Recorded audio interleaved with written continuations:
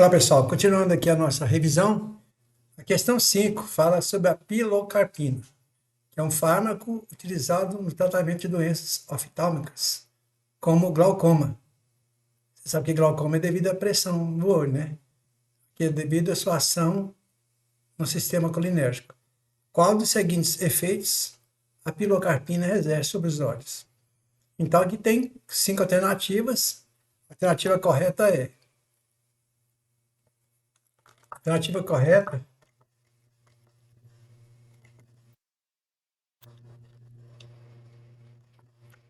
Deixa eu voltar aqui um pouquinho. A alternativa correta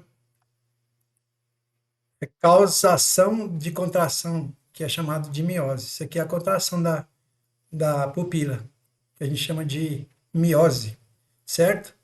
Agora, por que que não é a alternativa A? Por que que não é aumento da pressão intraocular? Por que que não é? A pilocarpina é utilizada no tratamento de glaucoma, uma condição associada ao aumento da pressão intraocular. Ela não aumenta, mas sim diminui. Por isso que não está errado, tá vendo? Não é aumento, é diminuição da pressão intraocular. Aí a letra B. Por que que não é a letra B? A pilocarpina geralmente aumenta a pressão lacrimal, não diminuição. Por isso não é a letra B. Por que que é a C? Bem, olha só, contração da pupila. Ela age estimulando os receptores muscarínicos no músculo construtor da pupila, resultando na diminuição do diâmetro da pupila. Esse efeito é útil no tratamento de glaucoma, pois aumenta o fluxo de humor aquoso. Tá vendo? Aumenta a secreção lacrimal. Beleza? E aí, quando aumenta a secreção lacrimal, reduz a pressão intraocular. Por isso que é a letra C. E por que que não é a letra D? A pilocarpina não dilata a pupila. Tá vendo? Ela o quê? Ela diminui a pupila. Ela é uma constricção da pupila. E por que não é a letra E? Que aumenta a secreção. Aumenta a secreção, pessoal, a pilocarpina causa. Mas isso aqui não é a resposta correta, porque a pilocarpina aumenta a pressão, a secreção lacrimal devido à sua ação colinérgica, o que é benéfico em condições de óleo seco. Então, isso aqui, pessoal, é o seguinte, essa alternativa aqui, ela seria válida se não tivesse isso aqui, a letra C, porque esse aumento da secreção lacrimal não significa que vai haver o quê? Uma contração da pupila. É a contração da pupila que é a ação da pilocarpina, não é somente aumento da secreção lacrimal, beleza? Aumento da secreção lacrimal é um segundo ato, segundo efeito causado pela pilocarpina, beleza? Isso aí, então, a questão 5 é essa. Questão 6, o tratamento de anafilaxia envolve o uso de fármacos adrenérgicos para aliviar rapidamente os sintomas. Qual dos seguintes fármacos é utilizado como tratamento de emergência no caso de anafilaxia, devido à ação agonista alfa-1 adrenérgico? Bem, o que é? Olha só, anafilaxia é um tipo de uma alergia grave, tá, pessoal? Uma alergia grave. Então, resposta certa é adrenalina. Por quê? Por que é adrenalina? Então, vamos lá. Dobutamina. Por que não é a letra A? A dobutamina é um agonista beta-adrenérgico. Então, como eu disse para vocês, alguns medicamentos eu vou colocar aqui na revisão para você já ir familiarizando. Utilizado, olha então, a dobutamina é utilizado principalmente no tratamento de insuficiência cardíaca e choque cardiogênico. Ela não é indicada para tratamento de anafilaxia, que exige uma estimulação dos receptores alfa-1 e beta-1, beta-2, para rever os efeitos da reação alérgica. Por isso, então, que não é a dobutamina, certo? A adrenalina é o fármaco de escolha. Por quê? Porque ele atua em múltiplos receptores adrenérgicos, alfa-1, beta-1, beta-2. A sua ação causa vasoconstrição, o que ajuda a elevar a pressão arterial, enquanto que a ação beta-2 ajuda a relaxar os músculos dos brônquios, aliviando a obstrução das vias aéreas. Você sabe que a anafilaxia, no caso de uma alergia grave, Um dos fatores é a obstrução de vias aéreas. Vai comprimindo as vias aéreas aí, ó, e vai causar o quê? Até um infarto. Por essas razões, a adrenalina é usada nesse tratamento de emergência, porque ela faz o quê? Ela vai relaxar os brônquios, o músculo dos brônquios, certo? Por que não é o salbutamol? O salbutamol é um agonista beta-2 adrenérgico. É um agonista utilizado principalmente no tratamento de asma e outras doenças respiratórias. Então, é usado para tratamento de asma, né? Então, ajuda a aliviar a broncoconstrição. Ele não atua de maneira significativa sobre o alfa-1, certo? Então, ele não vai agir na anafilaxia, mas na onde? Asma, né? Doença respiratória obstrutiva, beleza? A prazosina é um antagonista alfa-1 adrenérgico, utilizado no tratamento de hipertensão e da insuficiência cardíaca, mas não é usado para tratamento de anafilaxia, pois bloquearia os efeitos vasoconstrictores necessários para aumentar a pressão arterial da anafilaxia. Certo? Então, a prazosina não é usado para uma anafilaxia. E a fenilefrina é um agonista alfa-1 adrenérgico e, embora seja usado para aumentar a pressão arterial, em algumas condições, ela não é uma escolha primária para a anafilaxia. A adrenalina é mais eficaz. Ela poderia ser utilizada, mas a adrenalina é a mais eficaz. Por isso que a letra B está correta, certo? 7. O uso de fármacos colinérgicos pode ser útil em condições como a síndrome de Sjögren. Sjögren, né? Sjögren é um nome alemão, né? Que causa secura nos olhos e na boca. Qual dos seguintes fármacos pode ser utilizado para aliviar a secura ocular, estimulando a produção de lágrimas? Né? E já sabemos, né, gente? Pilocarpina. Essa 7 aqui tem a mesma resposta ali da questão 5, eu acho que foi a questão 5, né? Então, pilocarpina. Né? Por que não é a letra A? Porque a letra A é um inibidor da acetilcolinesterase. Gente, esse nome acetilcolinesterase significa o quê? Uma degradação da acetilcolina, tá, pessoal? Isso aqui é um processo de degradação da acetilcolina. Continuando, utilizado principalmente para tratar miastenia grave e algumas situações de bloqueio neuromuscular. Embora aumentos do nível de acetilcolina, ela não é indicada para estimular diretamente a produção de lágrimas. Beleza? Bem, por que não é a letra B? A fisostigmina também é um inibidor da acetilcolinesterase, quer dizer, vai diminuir a degradação da acetilcolina. Embora seja utilizada em algumas condições de intoxicação por anticolinérgicos e em distúrbios relacionados à função colinérgica, ela não é tipicamente usada para tratar secura ocular. Então, a fisostigmina, que ela é mesmo da família que dá neostigmina, tá, pessoal? Aí a policarpina, a gente já sabe, né? Ela é um agonista muscarínico que ela vai aumentar a secreção, então, não vou nem explicar muito, né? A atropina não é por quê? Porque ela é uma antagonista, tá? O que significa que ela bloqueia os efeitos da acetilcolina. Então, não vamos usar a atropina, né? Não é antropina, não, é atropina. E pipatrópio, eu estou até usando ele, viu, gente, aqui no meu processo de recuperação. É um antagonista muscarínico, utilizado principalmente no tratamento de doenças respiratórias, como a asma e DPOC,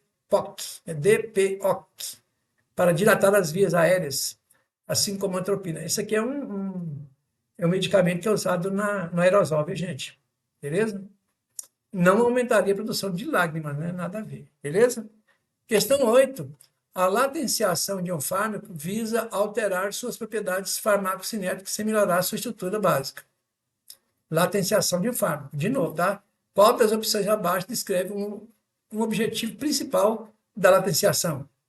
Resposta certa, melhora na biodisponibilidade oral e no controle de efeitos adversos. Esse é o principal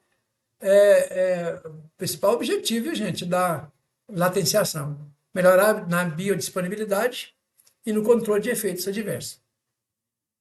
Por que não é a letra A?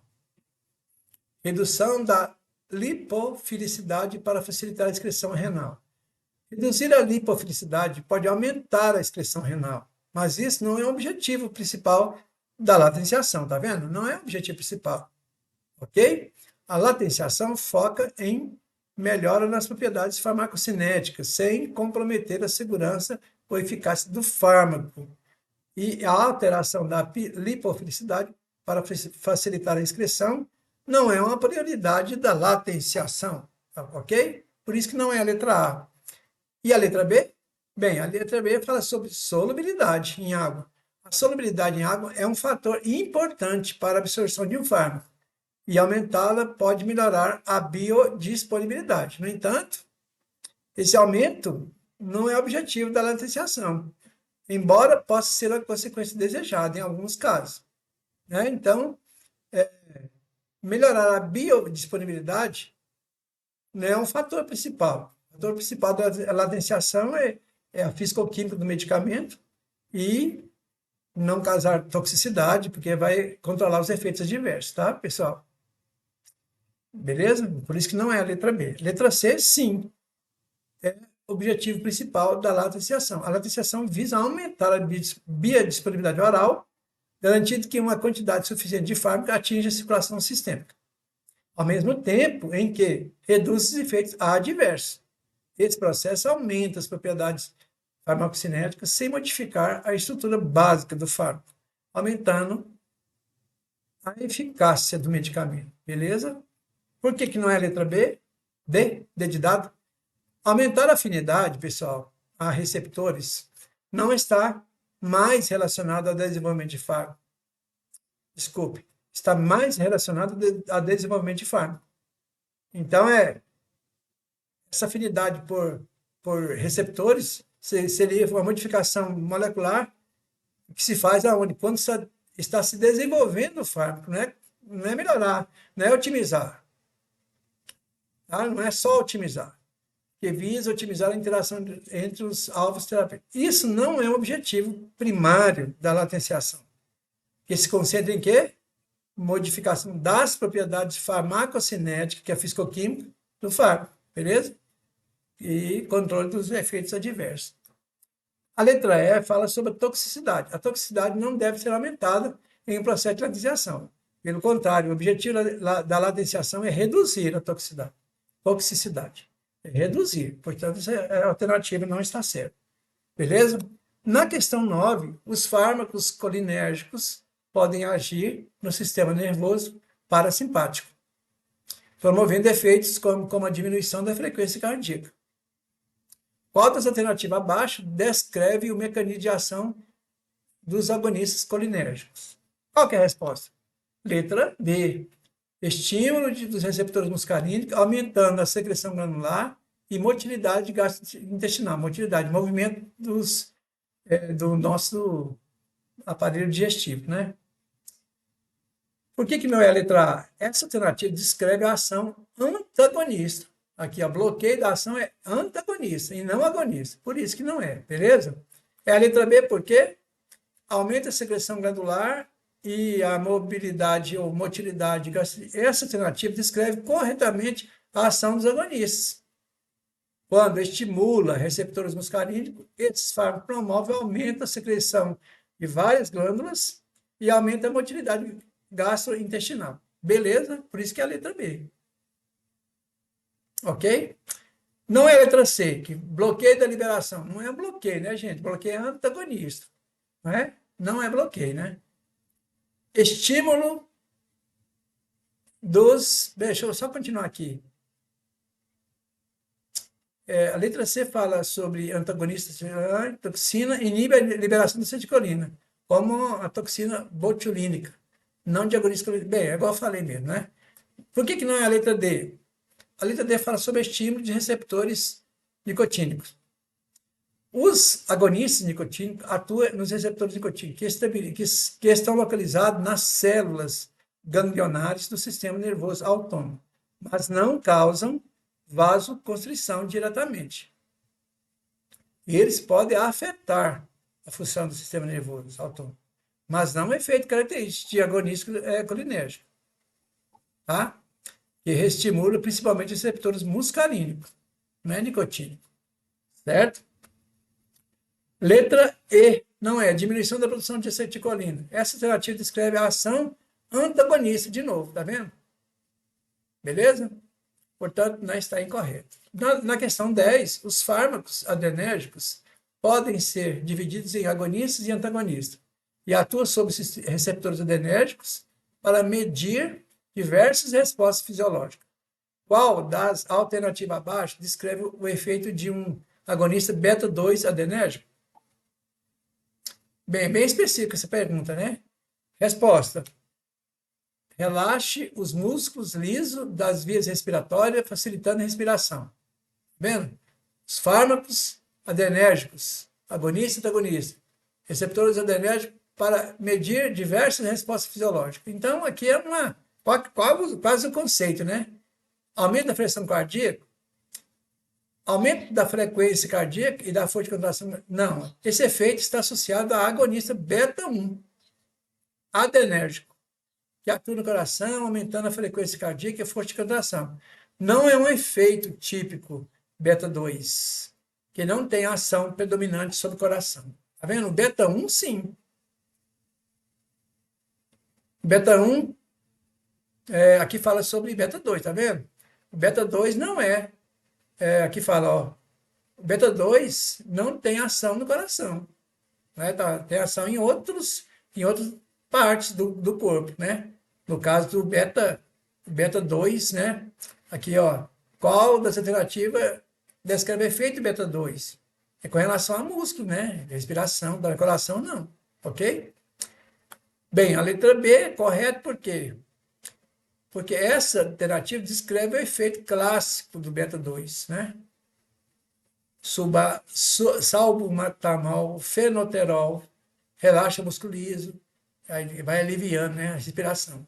Esse efeito é amplamente utilizado em doença respiratória. Então, tá vendo? O medicamento beta-2, que é o fenoterol, salbutamol, fenoterol.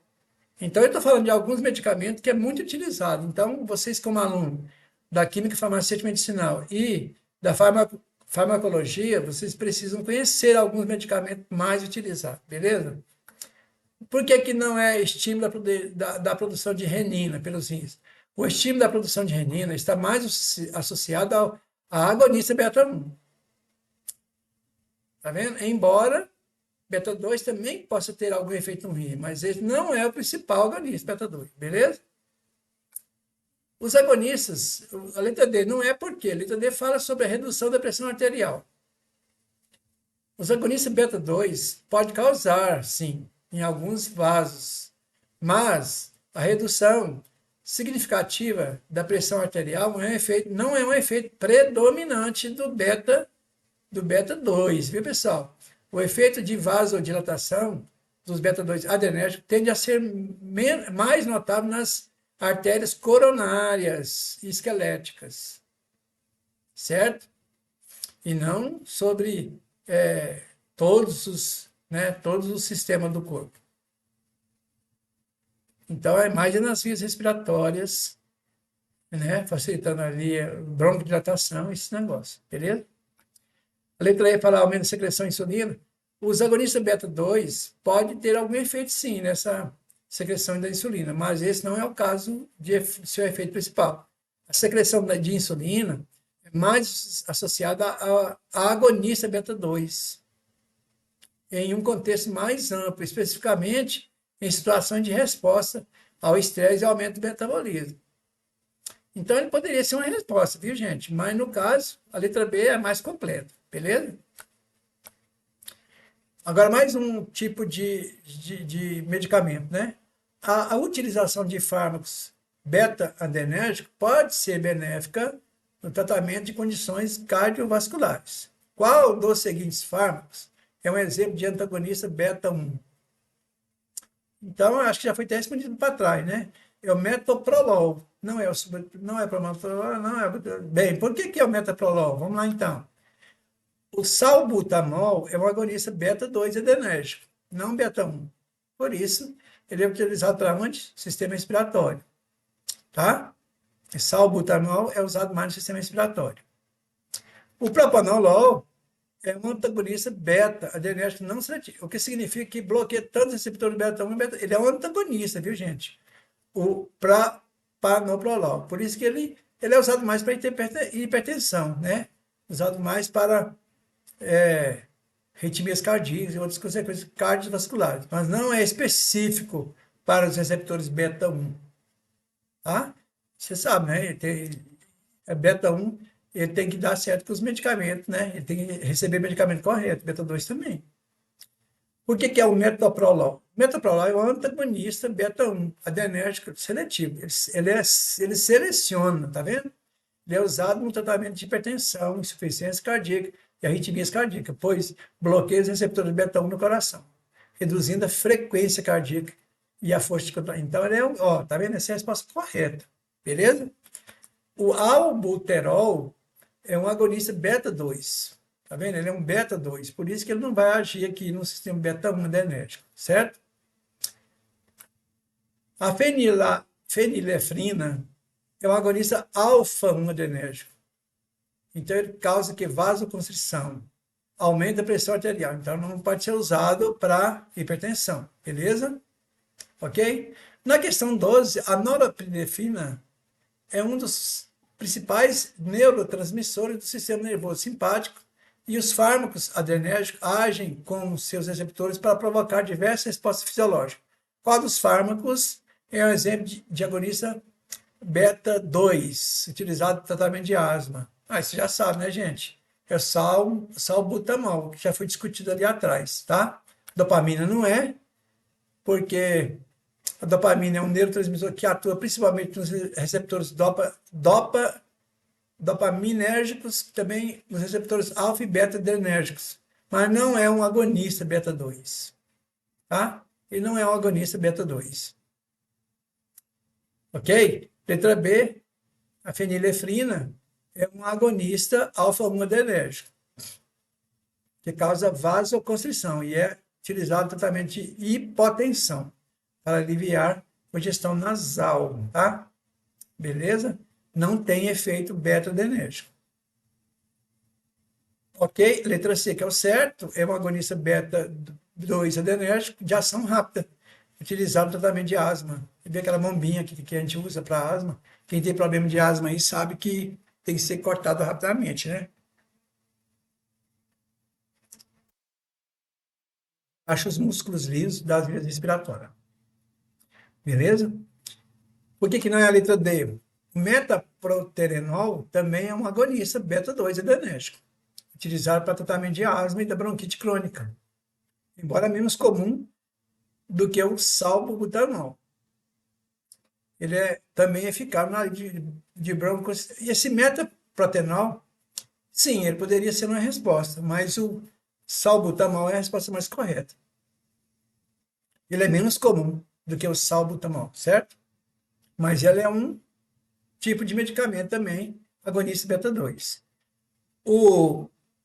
A prazosina é um antagonista alfa-1, utilizado principalmente no tratamento de hipertensão e hiperplasia prostática benigna. Não tem ação beta-2. Então, a prazosina, lembre-se, tá? Alfa-1 e não beta-2. Questão 13. Agora a questão 13, à frente, nós vamos falar sobre modificação estrutural. A modificação estrutural das moléculas de fármacos colinérgicos é essencial para o desenvolvimento de fármacos com maior seletividade e resistência de degradação. No caso de alguns compostos, a introdução de grupos volumosos. Gente, o que é grupos volumosos? É um radical maior, tipo fenil, né? Tipo T-butil, que é terc-butil. Então, ou alterações na cadeia lateral, que não é no N, né? Pode alterar a atividade pelos receptores colinérgicos. Qual das alternativas abaixo descreve uma modificação que pode reduzir a afinidade de um fármaco colinérgico pelo seu receptor? Então, vamos lá. aumenta os grupos volumosos no nitrogênio e não no grupo lateral, como está falando aqui, ó. Pode também ter alteração no grupo lateral, no caso aqui não é lateral. Para ter no que um efeito, uma afinidade com o receptor, é melhor você aumentar o quê? Grupos volumosos ali no nitrogênio, que vai fazer que a molécula fica mais lipofílica. Bem, por que não é a letra A? O aumento da carga negativa no nitrogênio não é uma modificação típica para fármacos colinérgicos, pois o nitrogênio geralmente precisa estar carregado positivamente para interagir adequadamente com os receptores colinérgicos. Uma carga negativa no nitrogênio não favoreceria a interação com o receptor, portanto, reduziria a afinidade. O aumento da carga negativa de jeito nenhum, tá, gente? Já é positivo. Na letra B, introdução de grupos metila. A introdução de grupos metila no nitrogênio é uma modificação bem tolerada, mas não é muito volumosa, né, gente? Essa modificação não reduz a afinidade pelo receptor, igual outros maiores, ok? Então, quanto maior o grupo, melhor ainda. Tem grupo que é tão grande que nem vai resolver, viu, pessoal? Então, introdução de grupo metila não seria favorável. Agora, aumenta a cadeia lateral. Então, guarde essas coisas que eu estou falando, pessoal. Isso cai na prova, tá? Aumento da cadeia lateral pode aumentar a seletividade do fármaco, mas não reduz a afinidade. Tá? Não reduz a afinidade. Aqui fala o quê? Reduzir a afinidade, tá vendo? Não reduz. A modificação de grupos laterais pode aumentar a seletividade. Tá? Pode aumentar a seletividade lá por receptores, permitindo o desenvolvimento de fármaco mais específico. Tá? Beleza? A letra D. Aumentar grupos volumosos. Bem, pode realmente reduzir a afinidade pelo receptor colinérgico. Grupos volumosos pode interferir na interação molécula-receptor, dificultando a ligação adequada.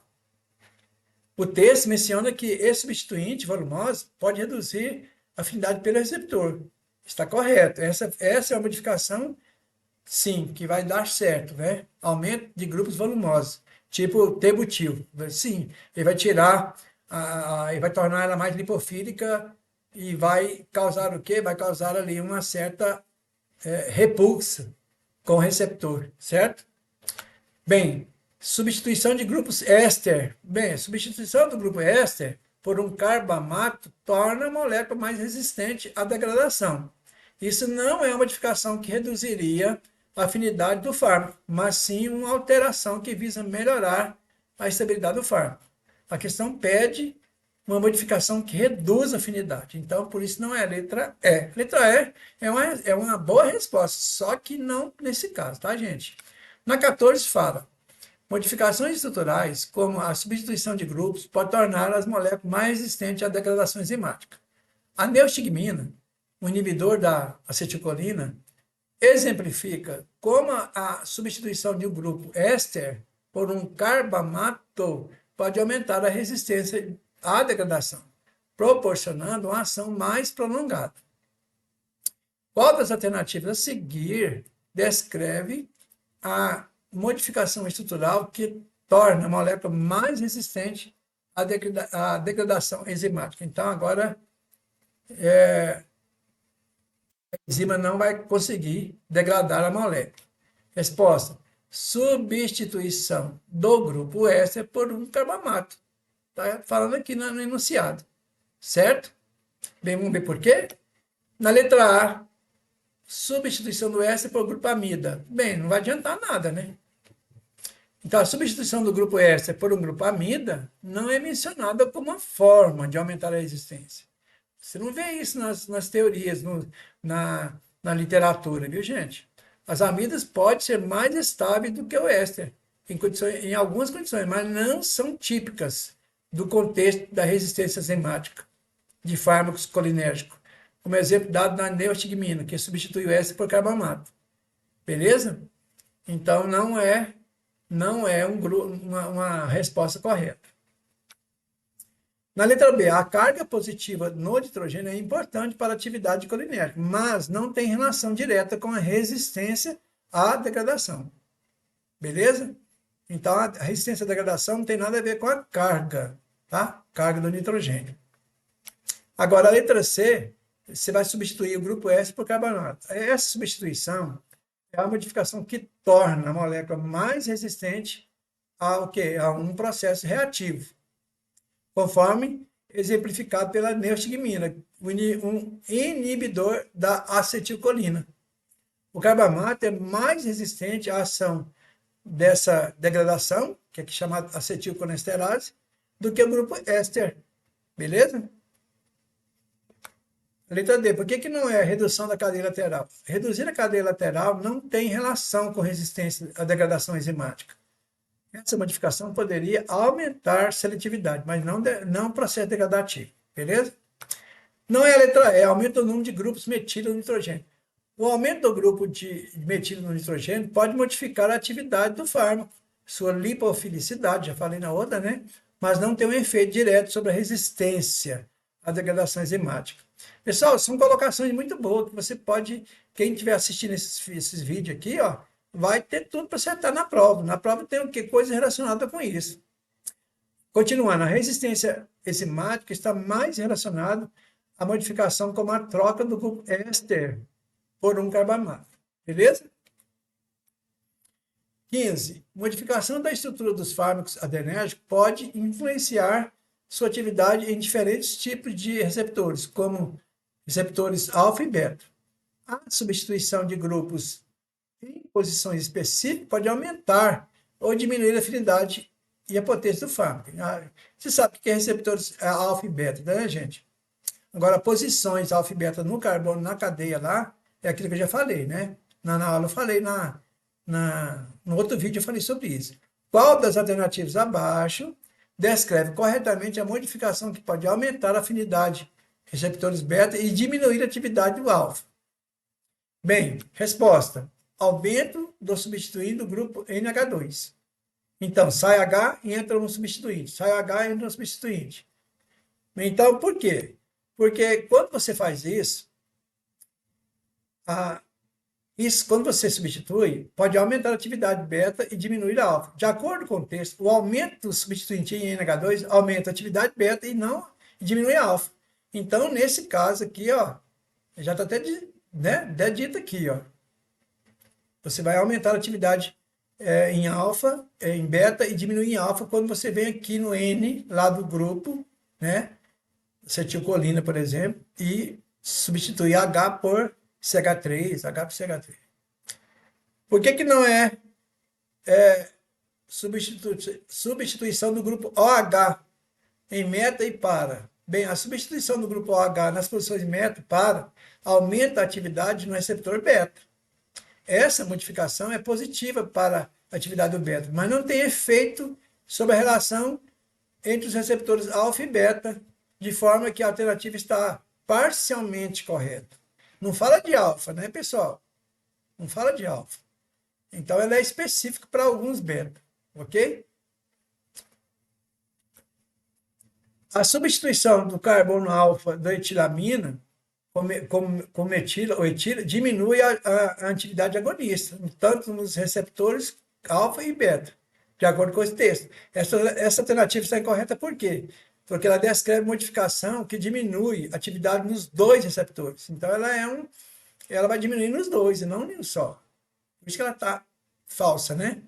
A ausência do OH em meta. A ausência do OH em posição meta diminui a potência do fármaco, mas não descreve diretamente modificação em beta e diminui em alfa. Ela diminui a potência do fármaco.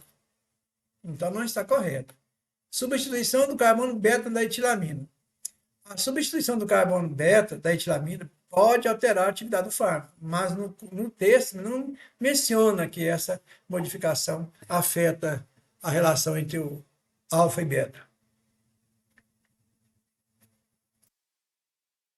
Essa alternativa não é tão relevante para a questão. Beleza? E por último, que eu acho que é a última, as modificações estruturais nos fármacos adrenérgicos de ação direta pode também influenciar na resistência à oxidação de mal, que pode afetar a sua duração de ação e eficácia. Estou explicando aqui, tá, pessoal? Qual das alternativas abaixo descreve corretamente uma modificação que bloqueia a oxidação de mal? Resposta certa, substituição do carbono alfa, que é aquele primeiro carbono que está do lado N, tá? Da etilamina, com a metila ou etila. Pronto, já está a resposta aqui, ó. Tá vendo? Vai diminuir a oxidação. Vai diminuir a oxidação pelo mal. Aliás, ele até bloqueia, né? Então, a letra A, substituição do OH do meta. Essa substituição pode diminuir a atividade do fármaco. Está falando aqui já, né? Mas não é uma modificação que bloqueia a oxidação mal. Certo? Letra B, por que não é? Porque aumentando o substituinte de NH2 pode alterar a atividade em beta, mas não está diretamente relacionado com o bloqueio da oxidação de mal. Não é a modificação mais relevante. Certo? Aí vem a letra C, aí vem lá, ó, vamos substituir o H do carbono alfa por etil. A substituição do carbono alfa do etilamina com metila ou etila pode bloquear a oxidação do mal, porque é um grupo volumoso, ele vai o quê? Esse mal aqui, o que acontece? Ele vai oxidar a molécula, transformar a amina em aldeído e ácido carboxílico. Nesse caso, se tiver um substituinte ali perto do nitrogênio volumoso, o que vai acontecer? Ele não vai permitir essa oxidação, beleza? Aí vem a letra D, a ausência do OH em meta. Essa também não pode diminuir a atividade do fármaco, mas não é uma modificação que bloqueia a oxidação de mal, tá, pessoal? E último, substituição do carbono beta da etilamina. A substituição do carbono beta, isso aqui não é receptor, não, é o carbono beta, é o segundo carbono. Pode afetar a atividade do fármaco, mas não é uma modificação que bloqueia a oxidação, porque ela fica mais longe, tá? Do nitrogênio da amina, tá? Fica mais longe, aí ela não vai interferir muito nessa oxidação do mal, beleza? Ótimo, então terminamos aqui a nossa revisão. Quem assistir vai depois me agradecer, ok? Grande abraço a todos.